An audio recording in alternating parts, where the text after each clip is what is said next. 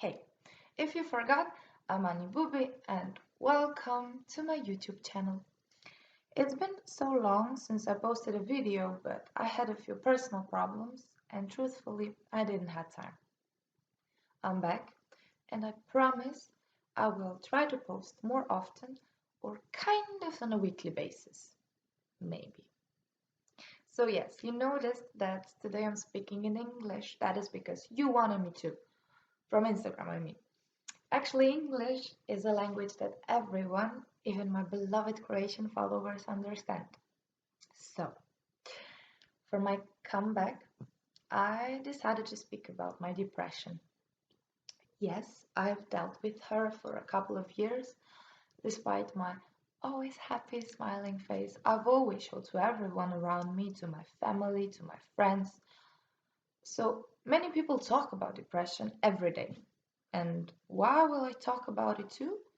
Because it's a part of me, because it's a part of my life, a part of my past, and the past is something that we need to accept and live with it.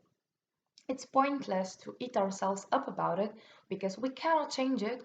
All we can do is work on our future selves so we take better choices and try to make sure there are not another mistakes that we will regret later. Still, at the end of the day, we learn every day till the day we die. So just go with the flow. My depression. It started in primary school where we are careless kids without any obligations, when no one expects anything from us, when we are on this world just to exist and be happy. Well, it's not like that every time. First, my problem was missing my father. Like all I remember from that time is how I wanted to see him, be with him, while he was on the other side of the planet. So it was only two of us with my dear mom.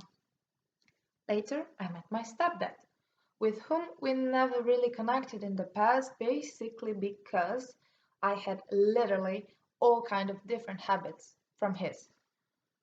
Just to mention, his habits were real, they still are, they are normal, good ones. We should all have them, but I rejected them all the way simply because I was in shock because I missed my dad so freaking bad and I just didn't want a new one. I always wanted a sister or a brother. I just didn't want it to be an only child. And my wish came true for only 8 days. Sadly, my sister Chanel passed away in the hospital. I kind of had a feeling like I'm acting in some kind of a drama, criminal movie, mystery, or some shit like that, where you have no idea what's happening in the movie until the very last few minutes. Then, to all I said before, add some teenage problems, teenage drama, girly stuff. Well, we get a perfect combination, don't we? It was a period in my life when I started to listen to rap, from Slovenian one to Croatian one, of course English one, but it had to have a sad story in it. I started to feel the pain of people that were putting their feelings on a piece of paper, so I wrote some of my own songs. I tried to find worse stories from mine because I just wanted to know and feel that can always be worse. But when you're surrounded with people whose stories are good, easier, lovelier, that is a moment when you start to feel very lonely. Like standing in a crowd and still feeling alone. The emptiness in your chest is filled with the pain. You don't have the energy to do anything. Sometimes you can't even fake a smile.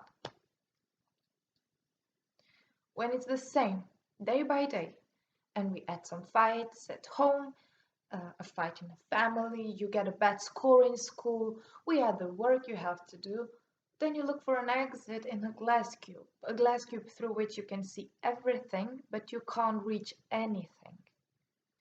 After about 2 years of feeling that, my mom got cancer. At 13, you don't really know what that is, no matter how hard I try to explain it to you that a cancer is the devil who is killing you slowly, day by day, from inside out. Just to be clear, my family tried very hard for me not to feel many of everyday's problems, but still, there were moments they just couldn't hide that something isn't right. All that anger and sadness were consuming me. Countless nights listening to the music. I just wanted the pain gone. So then I started with self harm. I didn't thought it something odd. I just knew I felt much better and I felt like I have the control over the pain I feel inside of me. But it was a problem when people around me started to notice the wounds. Why are you doing that? Are you normal? What do you think you're doing? Are you looking for attention? Oh, leave her. She's just in that stage of puberty. She's just weird. She just isn't normal. All those looks, all those judgmental faces, like she has it all. What could she possibly want more? All of that was just additional pressure I felt. And when I promised over and over again that I will stop, I just found better places to hide the scars. I had many medical problems that were never really explained, and all I could think of was that maybe life just isn't for everyone. I thought that life really isn't fair, and what the hell do they want from me more? So, through years, special people told me that God gives his hardest battles to his best warriors. And I like that. So then I started secondary school and changed the environment for a little, but mom was getting worse. And when you look the person you love the most throwing up, being in pain, sleeping with such a little breath that you don't know if she's going to wake up, you're just not the same person anymore. So I was changing, but I was changing to worse. I knew what's right and what's wrong. I had a good heart, but I was a bitch out of principle. There were countless times when I considered suicide. I was just never happy. I had good friends, at least those close to me. I had love, but I was never really excited about life. People don't like drama in their lives, and I was exactly that, at least when and if I talked about myself. I was a boy actually, like I did my eyebrows at 17 for the first time. At that age, I kind of tried to start using makeup. I started I started wearing girly clothes in secondary school. I always felt better with boys and in their company, basically because they almost never talked about their problems. They weren't so emotional, and with that kind of attitude, I felt like I don't have problems by myself. There was really just a couple of people that I talked to about me. And then I had a car accident, and it was just a drip over the edge. I started with my antidepressants, something I really hid from everyone, and it changed me a lot.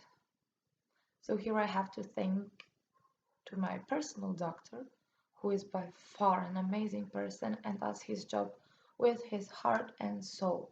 So, antidepressants, most people hide it or they feel ashamed by it, but in reality, when we break our leg, we don't feel ashamed for wearing the cast for a few months, right?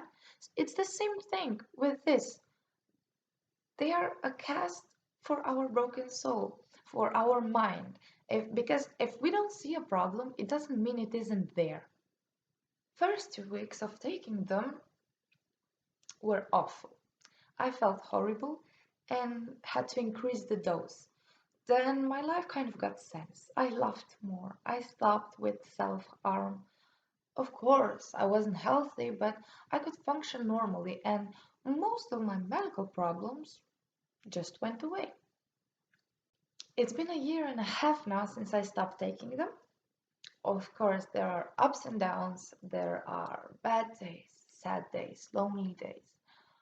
A lot of things hurt much more because you're not taking your happy pill every day, but in time, you learn how to live.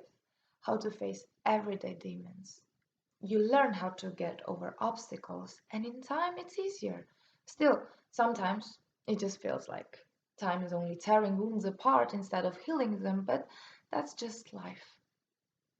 So, how did a fucked up teenager like me grew into a woman with goals and a wish to enjoy and live life, as with inner as with outer motivation? Booby loves ya!